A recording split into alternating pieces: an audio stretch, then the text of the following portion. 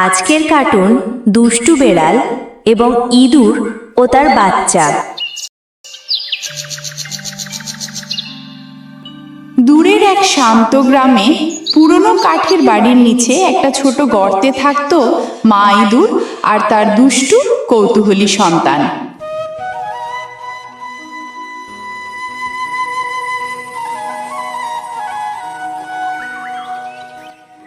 মা ইঁদুর বুদ্ধিমতী, কিন্তু তার বাচ্চা পুরো দুষ্টুমির রাজা।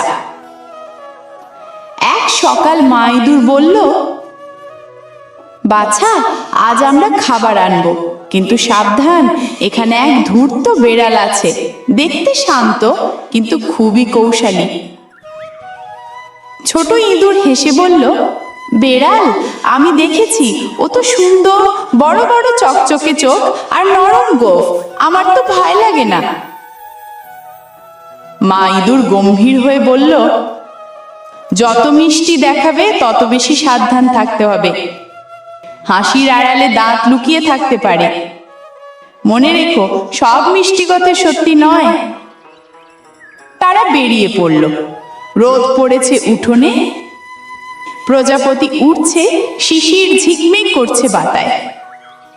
মা ইঁদুর খুঁজছে খাবারের জন্য, আর বাচ্চা লাফাচ্ছে খেলার জন্য।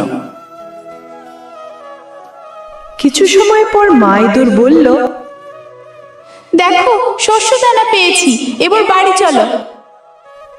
বাচ্চা ইঁদুর মন খারাপ করে বলল, তুমি যাও, আমি আরেকটু খেলবো। কিন্তু মা ইঁদুর বলল, না, বাইরে থাকা নিরাপদ নয়, এসো এখনই। হঠাৎ ধূর্ত দৃষ্টিতে বেড়াল হাজির, তার চোখে চমক, গলায় মিষ্টি সুর। বেড়াল বলল, ছোট্ট বন্ধু, তুমি একা খেলছো? আমি তোমাকে এমন খেলার জায়গা দেখাবো যা তুমি কখনো দেখোনি। বাচ্চা ইঁদুর কৌতূহলী হয়ে বলল, সত্যি? তুমি তো একদম খারাপ নও। বেড়াল হেসে বলল, চলো আমার সঙ্গে, খুব মজা হবে, শুধু তোমার জন্য, কিন্তু শুধু আমার কথা বিশ্বাস করো। তখনই মা ইঁদুর দ্রুত ছুটে এসে বাচ্চাকে মুখে নিয়ে নিল। বেড়াল থাবা বাড়ালেও এখন দেরি হয়ে গেছে। বেড়াল বলল, আজ বাঁচলে, কিন্তু পরের বার। বেড়াল গর্জন করল। মা ইঁদুর বলল, দেখেছো তো, যারা মিষ্টি কথা বলে তারা সবসময় বন্ধু নয়। শত্রুর আসল রূপ বোঝা যায় কাজ দেখে, হাসি দেখে নয়।